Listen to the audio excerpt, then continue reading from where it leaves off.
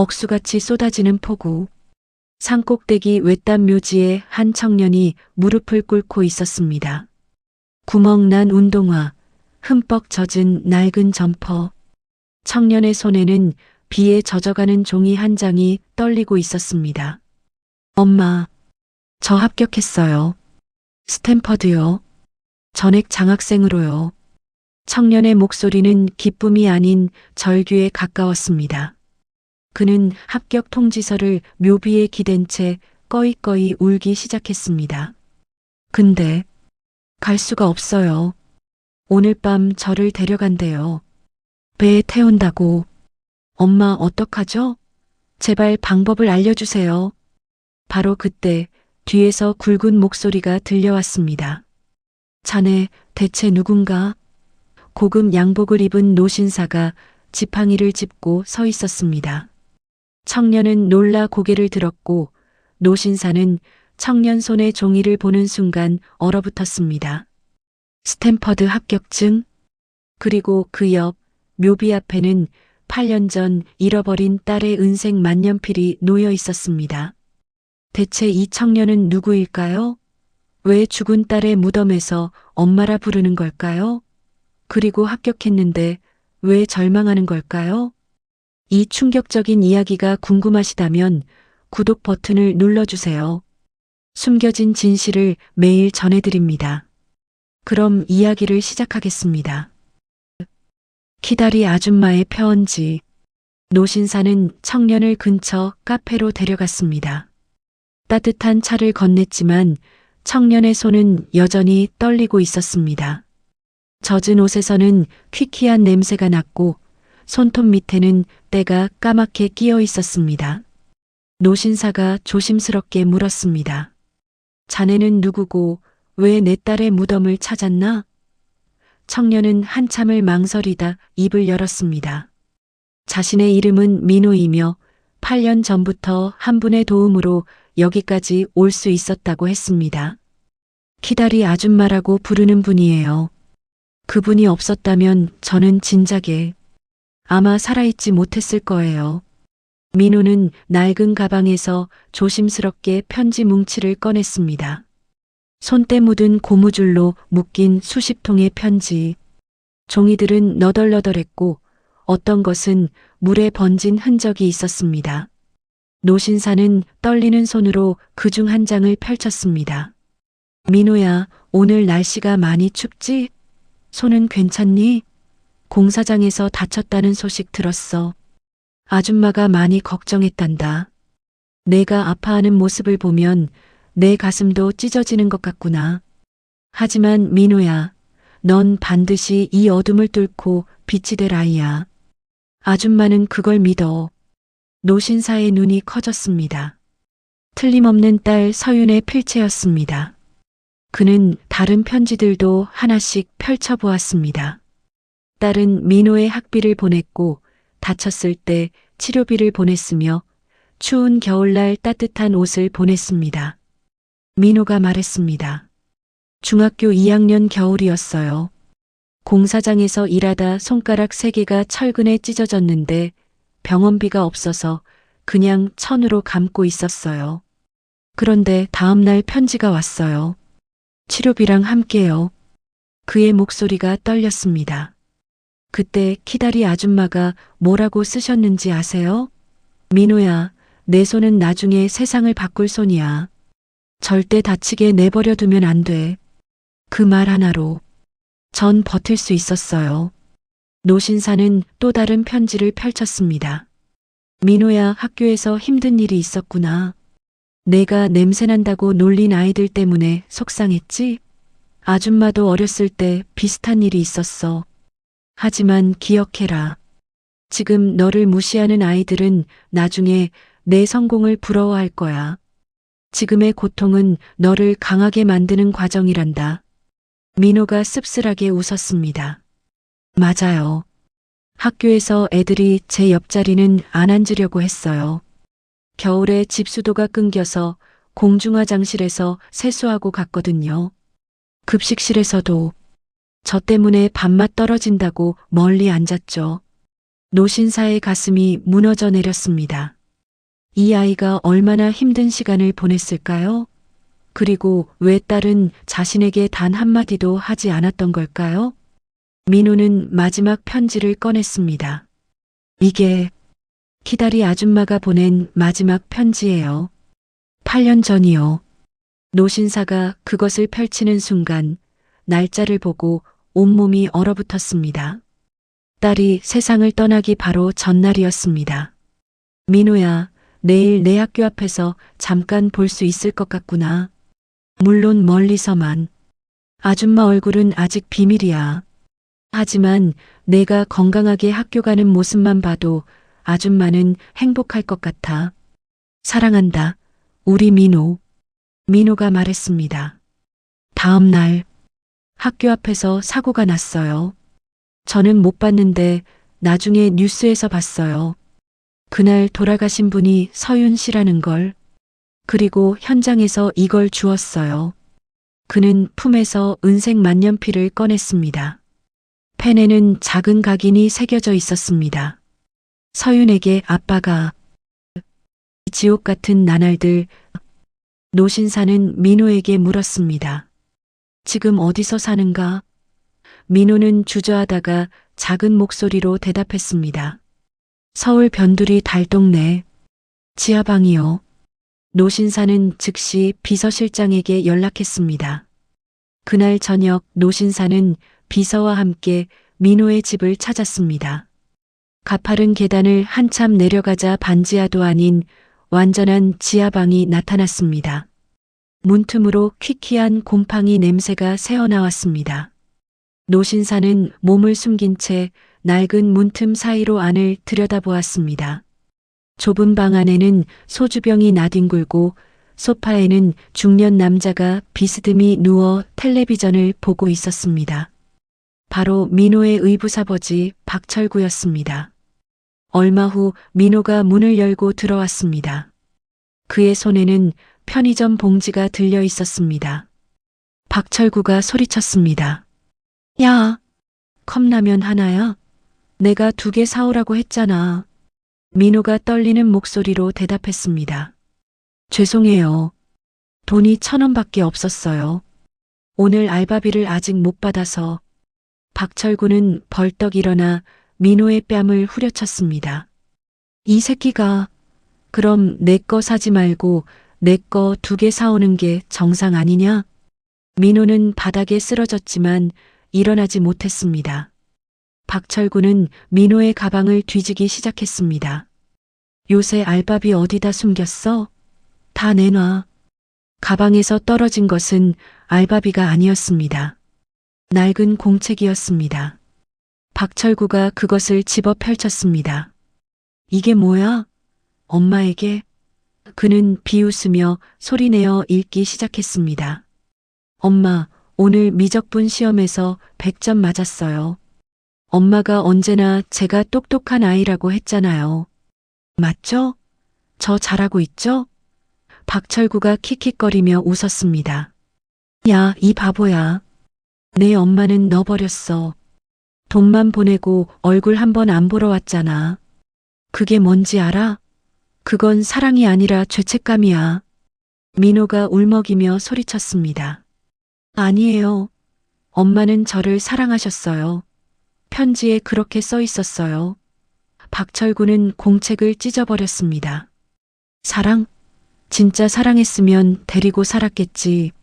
넌 버려진 거야, 이 멍청아. 노신사는 문 밖에서 이를 악물었습니다. 저 짐승이 얼마나 많은 거짓말로 아이를 괴롭혔을까요? 박철구는 찢어진 공책 조각들을 민호 얼굴에 뿌렸습니다. 그리고 말이다. 오늘 좋은 소식이 있어. 박철구가 비열하게 웃었습니다. 사채업자 형님들이 너한테 관심이 많으시더라. 건강한 젊은 놈이 얼마나 귀한데. 10억에 계약했어. 민호의 얼굴이 새하얗게 변했습니다. 10억이요? 그게 무슨. 박철구가 말을 끊었습니다. 넌 오늘 밤 배 타고 어디론가 가. 거기서 뭐 하든 상관없어. 공장이든 배든 뭐든. 내 빚만 갚아주면 돼. 민호가 무릎을 꿇었습니다. 아버지, 제발이요. 저 스탠퍼드 붙었어요. 미국 가서 공부하고 싶어요. 그럼 나중에 제대로 된 직장 잡아서 돈 많이 벌어올게요. 하지만 박철구는 냉소했습니다. 미국? 스탠퍼드? 비행기 표는 누가 사주냐? 거기 가서 밥은 누가 먹여주냐? 꿈 깨라, 이 새끼야. 넌 평생 밑바닥이야. 그는 민호가 무덤에 가져갔던 합격 통지서를 발견하고 낚아챘습니다. 이게 그 종이 쪼가리야? 이따위께 밥 먹여주냐? 그리고는 바닥에 침을 뱉고 발로 지지기며 찢어버렸습니다. 민호는 찢어진 합격증 조각을 주우려 했지만 박철구의 발길질에 옆구리를 맞고 쓰러졌습니다. 7시까지 준비해. 형님들 오신다. 문 밖에서 이 모든 것을 지켜본 노신사의 손은 지팡이를 쥔 채 부들부들 떨리고 있었습니다. 21년 만에 진실. 노신사는 곧바로 비서실장에게 긴급 지시를 내렸습니다. 박철구와 민호에 대한 모든 기록을 파헤쳐라. 그리고 내 딸 서윤이 20년 전 행적까지 전부 조사해라. 1시간 안에. 비서실은 총동원되었습니다. 병원 기록, 은행 거래 내역, 호적 등본, 심지어 유학 시절 기숙사 출입 기록까지 모든 자료가 쏟아져 들어왔습니다. 사흘 후 비서실장이 두꺼운 파일을 들고 노신사 앞에 섰습니다. 그의 얼굴은 창백했습니다. 회장님, 정말 죄송합니다. 이걸 더 일찍 알았어야 했는데. 노신사는 파일을 낚아챘습니다. 첫 장을 펼치는 순간 그의 손이 떨리기 시작했습니다. 21년 전 딸 서윤이 유학 중이던 시절, 그녀는 가난한 예술가 청년과 사랑에 빠졌습니다.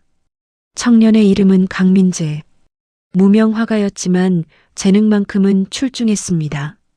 서윤은 아버지가 반대할 것을 알고 있었습니다. 그래서 임신 사실을 숨겼습니다. 하지만 비극은 그때부터 시작되었습니다. 민재는 서윤이 출산을 준비하던 중 교통사고로 세상을 떠났습니다. 홀로 남은 서윤은 아이를 낳았지만 아버지에게 알릴 용기가 없었습니다. 아버지는 절대 이해하지 못하실 거야. 아이를 빼앗아 가시거나 아니면 나를 집안에서 쫓아내실 거야. 그때 나타난 사람이 박철구였습니다. 그는 민재의 먼 친척이라며 서윤에게 접근했습니다. 제가 아이를 돌봐드리죠. 서류상으로만 제 아들로 등록하면 아가씨는 공부 계속하실 수 있잖아요. 양육비만 보내주시면 됩니다. 순진했던 서윤은 그 제안을 받아들였습니다. 박철구와 서류상 혼인 신고를 하고 아들 민호를 그에게 맡겼습니다. 그리고 매달 거액의 양육비를 보냈습니다. 처음 몇 년은 괜찮았습니다. 박철구는 사진을 보내왔고 민호가 잘 자라고 있다고 보고했습니다. 하지만 민호가 초등학교에 들어갈 무렵부터 변화가 시작되었습니다. 박철구는 도박에 빠졌고 양육비를 전부 경마장에 탕진했습니다. 서윤이 그 사실을 알게 된 건 민호가 중학생이 되었을 때였습니다. 우연히 학교를 방문했다가 민호가 너덜너덜한 옷을 입고 있는 걸 봤던 것입니다. 서윤은 충격을 받았습니다. 그날부터 그녀는 익명으로 민호를 돕기 시작했습니다. 키다리 아줌마로. 노신사는 다음 장을 넘겼습니다. 거기에는 더 충격적인 진실이 적혀 있었습니다. 서윤의 친구가 남긴 증언이었습니다. 서윤이는 매일 울었어요. 아버지한테 말씀드리고 싶어 했지만 아버지가 민호를 빼앗아 갈까봐 두려워했어요. 아버지는 완벽한 손자를 원하실 거야. 하지만 민호는 이미 상처투성이야. 차라리 내가 멀리서라도 지켜주는 게 나아. 그렇게 말했어요. 노신사의 눈에서 눈물이 흘러내렸습니다. 딸은 아버지가 무서워서 아들을 지키기 위해 혼자 모든 짐을 짊어졌던 것입니다. 마지막 장에는 8년 전 그날의 기록이 있었습니다. 서윤은 민호의 하굣길을 지켜보고 있었습니다. 그런데 음주운전 차량이 인도로 돌진했습니다. 서윤은 민호를 밀쳐냈습니다. 그리고 자신이 차에 치였습니다. 병원 응급실 기록에는 이렇게 적혀 있었습니다. 환자는 의식을 잃기 직전까지 민호라는 이름을 반복해서 불렀음. 보호자에게 전달할 내용이 있는 것으로 보였으나 도착 10분 만에 사망. 노신사는 파일을 바닥에 내던지며 서재의 집기를 마구 때려 부수기 시작했습니다. 서윤아, 아비가 무서워서 이 귀한 자식을 숨기고 혼자 그 고생을 했단 말이냐. 이 못난 아비 때문에. 비서실장이 조심스럽게 말했습니다. 회장님, 그리고 한 가지 더 있습니다. 그는 또 다른 서류를 내밀었습니다. 민호의 친아버지 강민재 씨는 사실 유명 화가의 아들이었습니다. 그가 남긴 작품들과 유산이 상당합니다. 하지만 박철구가 그것도 노리고 있었습니다. 민호가 성인이 되면 상속받을 권리를 가로채려고 위조 서류까지 준비해뒀습니다. 노신사의 슬픔은 분노로 바뀌었습니다. 복수의 서막. 노신사는 서재에서 밤을 지새웠습니다. 딸의 사진을 바라보며 그는 결심했습니다. 박철구는 반드시 대가를 치르게 하겠다고. 하지만 단순히 경찰에 넘기는 것으로는 부족했습니다. 저 짐승은 딸이 남긴 유일한 핏줄을 지옥으로 몰아넣었습니다. 죽음보다 더한 고통을 맛보게 해야 했습니다. 다음 날 아침 노신사는 비서실장에게 명령했습니다. 박철구를 호텔로 불러라. 단 민호를 팔겠다는 제안이 아니라 민호에게 관심 있는 후원자가 있다고 해라. 거액을 주겠다고. 그날 오후 박철구는 들뜬 마음으로 고급 호텔 스위트룸에 도착했습니다. 평생 들어와 본 적 없는 화려한 방. 그의 눈은 테이블 위에 놓인 돈뭉치에 고정되었습니다. 20억 원이었습니다. 이게 전부 제 겁니까? 박철구의 목소리는 떨렸습니다. 노신사는 소파에 앉아 그를 차갑게 내려다보았습니다. 그렇게 할 수도 있지. 조건만 맞는다면. 박철구가 비굴하게 웃으며 말했습니다. 무슨 조건이든지요. 회장님 같은 분이 민호한테 관심을 가져주시다니 정말 영광입니다. 노신사는 속으로 비웃었습니다. 저 짐승은 자신이 누구인지도 모르고 있었습니다. 민호에 대한 친권을 완전히 포기하는 각서를 써라. 앞으로 그 아이와 관련된 모든 권리를 포기한다는 내용으로. 박철구는 주저없이 펜을 들었습니다. 당연하죠. 저놈은 이제 회장님 거예요. 노예로 부리시든 뭘 하시든 상관없습니다. 각서에 서명하는 박철구의 손은 흥분으로 떨렸습니다. 20억? 이 돈이면 해외로 도망가서 평생 놀고 먹을 수 있었습니다. 그는 서명을 마치고 돈가방을 향해 손을 뻗었습니다. 바로 그 순간 노신사의 지팡이가 박철구의 손을 내리쳤습니다. 박철구가 비명을 지르며 손을 움켜쥐었습니다. 아, 이게 무슨... 노신사가 서늘한 목소리로 말했습니다. 그 돈은 내 놈이 지옥으로 갈 때 쓸 노잣돈이다. 박철구의 얼굴이 창백해졌습니다. 노신사가 천천히 일어나며 계속 말했습니다. 박철구, 내 놈이 민호를 담보로 사채를 쓴 모든 기록, 8년간 가해온 학대의 증거, 그리고 내 딸 서윤의 양육비를 횡령한 은행 거래 내역까지 전부 검찰에 넘겼다. 박철구가 당황하며 뒤로 물러섰습니다. 뭐라고요? 당신 딸? 서윤이 당신 딸이라고요? 노신사는 대답하지 않았습니다. 그는 계속 말했습니다. 그뿐이 아니다. 내 놈이 민호의 친아버지 유산을 가로채려고 만든 위조 서류, 미성년자를 인신매매하려 한 사채 계약서 모두 증거로 제출했다. 내 놈은 최소 15년은 감옥에서 썩게 될 것이다. 박철구가 소리쳤습니다. 안 돼. 약속이 다르잖아요. 돈 주신다면서요. 그는 무릎을 꿇고 애원하기 시작했습니다. 회장님, 제발 용서해 주십시오. 제가 잘못했습니다. 민호한테 잘할게요. 다시 기회를. 노신사가 그의 말을 끊었습니다. 기회? 내 놈이 민호에게 준 기회가 있었나? 8년 동안 단 하루라도 그 아이를 사람답게 대한 적이 있었나? 바로 그때 방문이 열리며 두 사람이 들어왔습니다. 경찰이었습니다. 박철구는 비명을 지르며 도망치려 했지만 이미 늦었습니다. 수갑이 그의 손목을 물었습니다. 박철구 씨 아동학대, 사기, 횡령, 인신매매 예비 혐의로 체포합니다. 박철구는 끌려가면서도 계속 소리쳤습니다. 20억? 제 돈, 제 돈이라고요. 노신사는 그 모습을 차갑게 지켜보았습니다. 하지만 복수는 이제 시작일 뿐이었습니다. 그는 비서실장에게 말했습니다.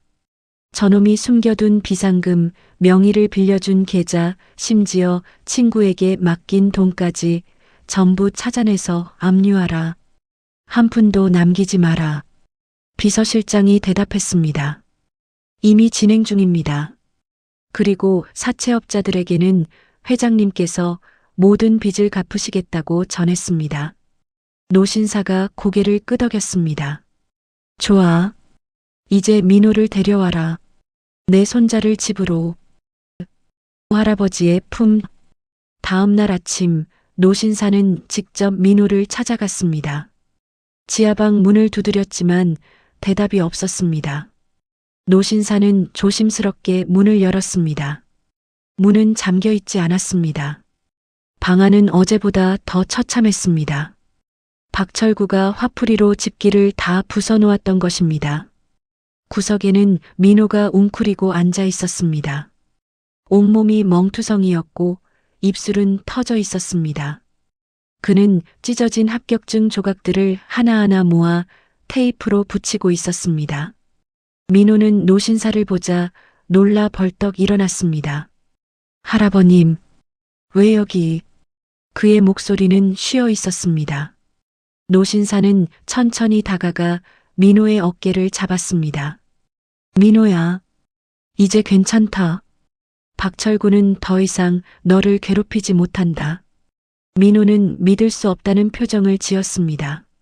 노신사는 각서와 체포영장 사본을 보여주었습니다. 내 의붓아버지는 친권을 포기했다. 그리고 지금 구치소에 있어. 다시는 나오지 못할 거야.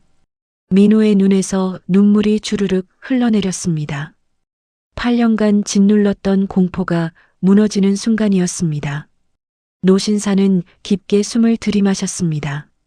이제 진실을 말할 때였습니다. 민호야, 내가 할 말이 있다. 민호가 고개를 들었습니다.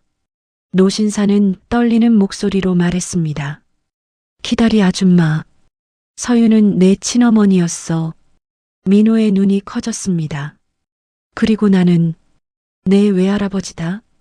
민호는 그 자리에 주저앉았습니다. 온몸이 떨렸습니다. 거짓말이시죠? 제가 할아버지가 있다고요? 노신사는 고개를 끄덕이며 무릎을 꿇고 민호와 눈높이를 맞췄습니다. 내 어머니는 할아버지가 무서워서 너를 숨겼단다. 할아버지가 너를 빼앗아 갈까봐, 할아버지가 너를 인정하지 않을까봐. 그래서 혼자 모든 걸 짊어지고 멀리서 너를 지켰어. 민호가 울먹였습니다. 그럼 엄마가 저를 버린 게 아니었어요? 박철구가 맨날 그랬거든요. 엄마가 절 사랑하지 않았다고. 돈만 보내고 얼굴도 안 보러 왔다고. 노신사는 민호를 끌어안았습니다. 아니다. 내 어머니는 널 누구보다 사랑했어. 마지막 순간까지 내 이름을 불렀단다. 그리고 널 지키다가 돌아가셨어. 민호는 노신사의 품에 안겨 아이처럼 서럽게 울었습니다. 8년간 쌓였던 외로움, 억울함, 그리움이 폭발했습니다. 노신사도 함께 눈물을 흘렸습니다.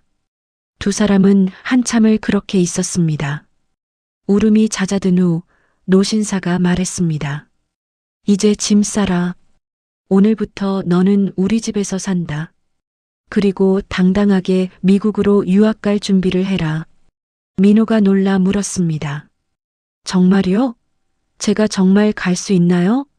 노신사는 단호하게 대답했습니다. 물론이다. 너는 이제 우리 집안의 적장손이야. 내가 가진 모든 꿈을 이룰 자격이 있어. 돈 걱정은 하지 마라. 할아버지가 다 책임진다. 민호는 방 안을 둘러보았습니다. 8년간 지옥이었던 이곳, 이제 영원히 떠날 수 있게 된 것입니다. 그는 가진 게 별로 없었습니다. 낡은 옷 몇 벌, 달아빠진 참고서들, 그리고 엄마의 편지들. 노신사는 민호가 짐을 싸는 동안 방 안을 천천히 살펴보았습니다. 곰팡이가 핀 벽, 깨진 창문, 차가운 시멘트 바닥. 한겨울에 이곳에서 어떻게 버텼을까요? 침대도 없이 바닥에 이불만 깔고 잤을 민호를 생각하니 가슴이 찢어지는 것 같았습니다. 책상 서랍에서 노신사는 작은 공책 하나를 발견했습니다.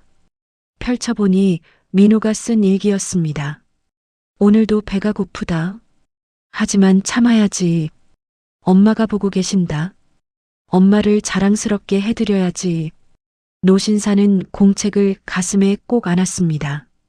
할아버지, 준비됐어요. 민호가 작은 가방 하나를 들고 섰습니다. 노신사는 그의 손을 꼭 잡았습니다. 가자, 우리 집으로. 이제 내가 있어야 할 곳으로. 새로운 세상. 민호가 노신사의 저택에 도착했을 때 그는 입을 다물지 못했습니다. 넓은 정원, 분수대, 그리고 궁전 같은 건물. 이곳이 정말 자신이 살 곳이란 말인가요? 현관문이 열리자 집사와 가정부들이 일렬로 서서 고개를 숙였습니다. 도련님, 어서 오십시오. 민호는 당황했습니다. 도련님이라니. 자신은 평생 이 새끼 소리만 들었는데. 노신사가 민호를 2층으로 안내했습니다. 이 방이 내 방이다. 문을 여는 순간 민호는 숨이 멎는 듯 했습니다. 지하방 전체보다 큰 방, 커다란 침대, 책상, 그리고 벽 한쪽을 가득 채운 책장. 먼저 씻고 쉬어라. 옷장에는 내 옷들이 준비되어 있고 욕실도 딸려 있다. 노신사가 말했습니다. 민호는 욕실로 들어갔습니다. 하얀 욕조, 따뜻한 물. 그는 거울 속 자신을 보았습니다. 멍투성이 얼굴, 헝클어진 머리. 이런 모습으로 이 아름다운 집에 온 게 미안했습니다. 1시간 후 깨끗이 씻고 새 옷을 입은 민호가 거울을 보았습니다. 처음으로 자신이 사람처럼 보였습니다. 그는 눈물을 닦으며 중얼거렸습니다. 엄마, 보고 계세요? 저 이제 사람다워졌어요. 저녁 식사 시간. 긴 식탁에는 민호가 평생 보지 못했던 음식들이 가득했습니다. 갈비찜, 생선구이, 샐러드, 과일. 노신사가 맞은편에 앉았습니다. 자, 먹어라. 하지만 민호는 숟가락을 들지 못했습니다. 그는 떨리는 목소리로 말했습니다. 할아버지, 제가 여기 있어도 되는 건가요? 저는 아무것도 아닌 사람인데. 노신사가 단호하게 대답했습니다. 너는 내 딸이 목숨 걸고 지킨 아이야. 그리고 내 유일한 손자다. 이 집의 주인이 될 사람이고 절대 아무것도 아닌 게 아니야. 민호는 더 이상 참지 못하고 울음을 터뜨렸습니다. 노신사는 자리에서 일어나 민호의 등을 토닥였습니다. 울어라. 8년간 참았던 거 다 토해내라. 이제는 울어도 아무도 때리지 않는다. 식사 후 노신사는 민호를 서재로 불렀습니다. 벽에는 서윤의 사진들이 걸려 있었습니다. 어렸을 때 사진, 졸업사진, 웃고 있는 사진. 민호는 어머니의 모습을 처음 제대로 보았습니다. 엄마, 정말 아름다우셨네요. 노신사가 고개를 끄덕였습니다. 그래, 내 어머니는 착하고 아름다운 사람이었어. 그리고 너를 너무나 사랑했단다. 노신사는 서랍에서 두꺼운 봉투를 꺼냈습니다. 이건 내 어머니가 너에게 보낸 모든 편지의 사본이야. 그리고 이것도 받아라. 또 다른 봉투에는 통장과 카드가 들어 있었습니다. 미국에서 학비 걱정 없이 공부해라. 내가 필요한 건 뭐든지 사용해라. 민호는 고개를 저었습니다. 할아버지, 저는 이미 너무 많이 받았어요. 이 이상은. 노신사가 손을 들어 말을 막았습니다. 이건 내가 받아야 할 것들이야. 내 어머니가 주고 싶었던 것들이고 내가 손자에게 주고 싶은 것들이다. 부담 갖지 마라. 그는 또 다른 서류를 내밀었습니다. 그리고 이것은 내 친아버지 강민재 씨가 남긴 유산 목록이야. 그분은 무명 화가였지만 할아버지가 유명한 예술가였어. 그분이 남긴 작품들과 재산이 상당해. 이제 내 거다. 민호는 놀라 서류를 받아들었습니다. 아버지가 이런 걸 남기셨다고요? 노신사가 설명했습니다. 박철구가 그것도 가로채려고 했지. 하지만 이제 다 내 이름으로 돌려놨다. 민호는 서류를 보며 눈물을 흘렸습니다. 할아버지, 저 이렇게 많이 받으면 나중에 뭘로 갚아야 할지 모르겠어요. 노신사가 웃었습니다. 갚을 필요 없어. 그냥 행복하게 살아라. 그게 할아버지가 바라는 전부야. 그날 밤 민호는 부드러운 침대에 누웠습니다. 8년 만에 처음으로 따뜻하고 안전한 곳에서 잠을 청했습니다. 하지만 쉽게 잠들 수 없었습니다. 너무나 행복해서 이게 꿈은 아닐까 두려워서 그는 베개를 꼭 안고 중얼거렸습니다. 엄마 고마워요. 할아버지를 보내주셔서 이제 저 행복할 수 있을 것 같아요. 마지막 인사와 출발. 출국을 일주일 앞둔 어느 날 민호는 노신사에게 조심스럽게 부탁했습니다. 할아버지, 떠나기 전에 엄마 무덤에 한 번 더 가고 싶어요. 제대로 인사드리고 싶습니다. 노신사는 흔쾌히 동의했습니다. 그래야지. 할아버지도 함께 가마. 그날은 날씨가 참 좋았습니다. 처음 만났던 그 폭우의 날과는 천지 차이였습니다. 따사로운 햇살이 산길을 비쳤습니다. 민호는 정장을 차려입었습니다. 노신사가 선물한 옷이었습니다. 깨끗이 빗은 머리, 반짝이는 구두. 더 이상 냄새나는 거지가 아니었습니다. 그는 한 아름 꽃다발을 안고 산을 올랐습니다. 무덤 앞에 도착하자 민호는 무릎을 꿇었습니다. 그리고 꽃을 정성스럽게 놓았습니다. 엄마, 저예요. 민호예요. 이제야 제대로 인사드려요. 그의 목소리는 더 이상 절규가 아니었습니다. 감사와 사랑이 담긴 목소리였습니다.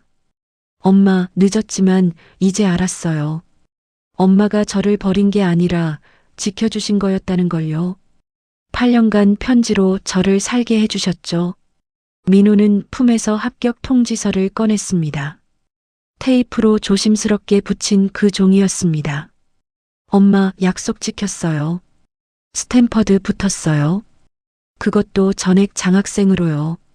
이제 당당하게 갈 수 있어요. 노신사는 뒤에서 조용히 지켜보았습니다. 민호가 계속 말했습니다. 그리고 엄마, 할아버지를 만났어요.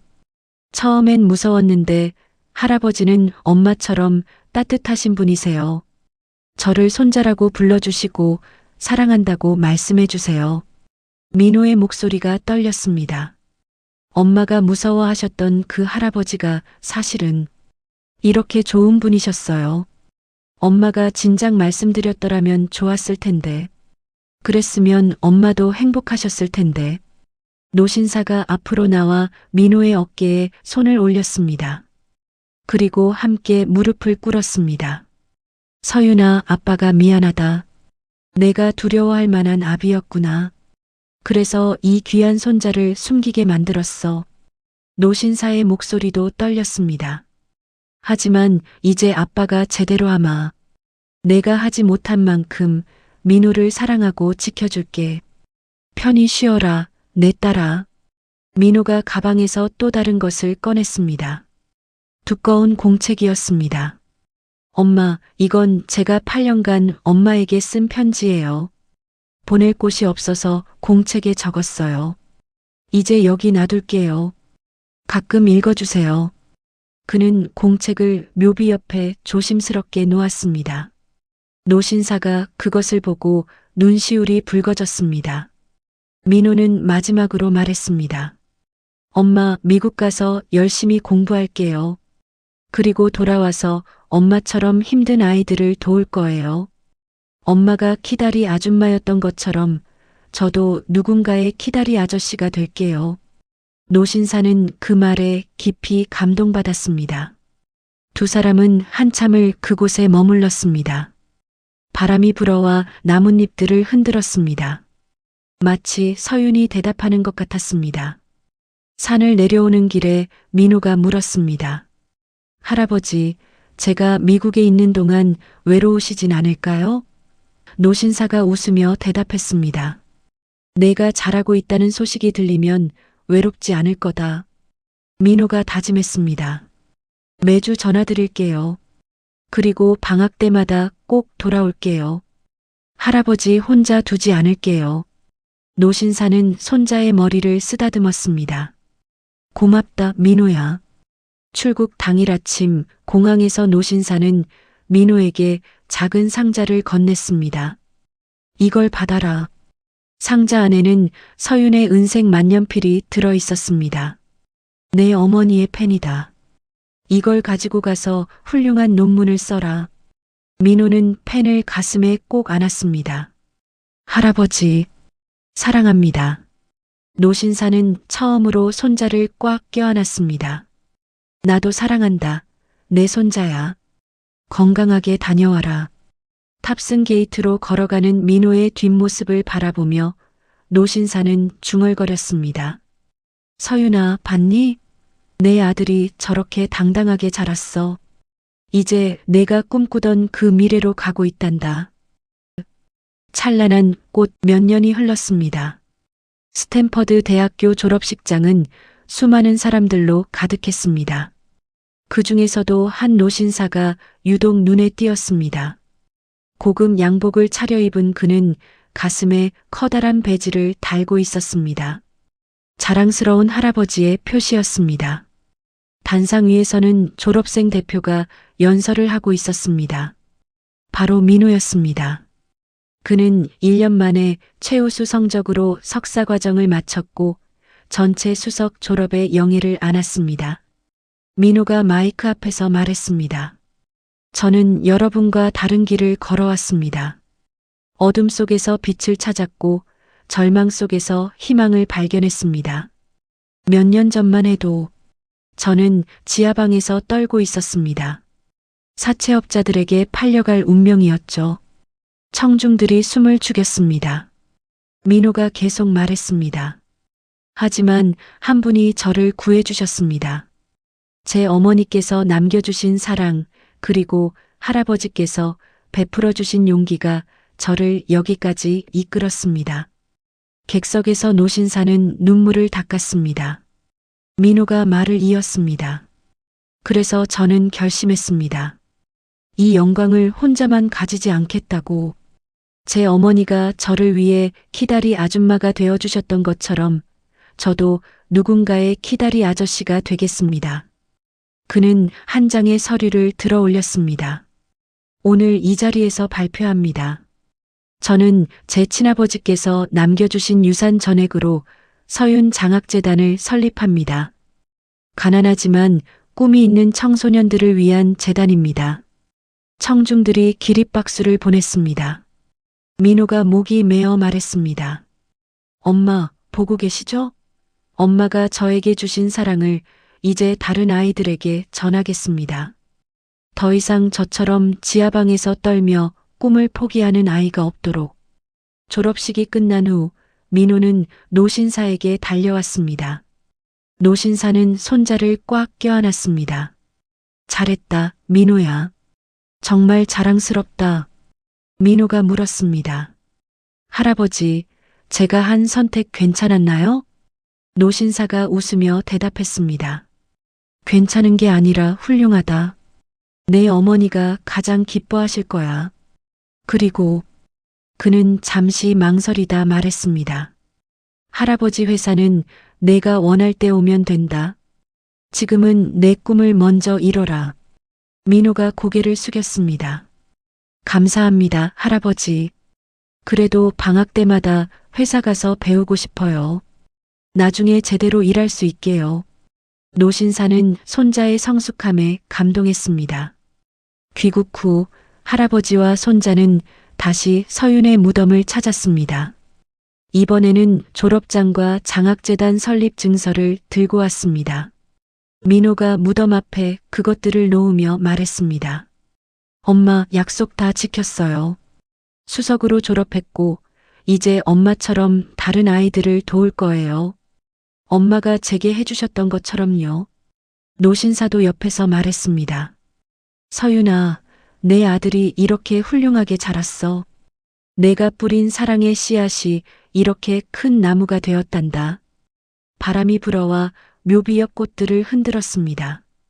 파란 하늘 아래 두 사람은 오래도록 그곳에 서 있었습니다. 3년 후 서윤 장학재단은 이미 100명이 넘는 학생들을 지원하고 있었습니다. 민호는 할아버지 회사에서 일하며 주말마다 재단 아이들을 직접 만났습니다. 그는 아이들에게 자신의 이야기를 들려주었습니다. 나도 너희처럼 힘들었어. 하지만 포기하지 않았어. 그리고 누군가 나를 믿어줬지. 이제 내가 너희를 믿을 차례야. 아이들의 눈에서 희망의 빛이 돌아왔습니다. 어느 날 한 중학생이 민호에게 편지를 건넸습니다. 형님, 저도 나중에 키다리 아저씨가 되고 싶어요. 민호는 그 편지를 읽으며 미소 지었습니다. 엄마의 사랑이 이렇게 계속 퍼져나가고 있었습니다. 그날 저녁 민호는 할아버지와 함께 서재에 앉았습니다. 벽에 걸린 서윤의 사진이 환하게 웃고 있었습니다. 노신사가 말했습니다. 민호야, 내가 와줘서 정말 고맙다. 할아버지 인생에 다시 빛이 들어왔어. 민호가 대답했습니다. 할아버지야말로요. 저를 구해주시고 사랑해주셔서 감사합니다. 그리고 엄마. 그는 사진을 바라보며 말했습니다. 엄마가 남겨주신 사랑으로 이렇게 많은 사람들이 행복해지고 있어요. 엄마는 정말 위대한 분이셨어요. 지옥 같던 과거는 이제 추억이 되었고 비극으로 끝날 뻔했던 이야기는 기적 같은 해피엔딩을 맞이했습니다. 딸이 남긴 위대한 사랑과 할아버지의 단호한 결단, 그리고 손자의 감사하는 마음이 만들어낸 기적이었습니다. 악인은 반드시 벌을 받고 선한 의지는 결국 보상받습니다. 그리고 사랑은 결코 사라지지 않고 계속 퍼져나갑니다.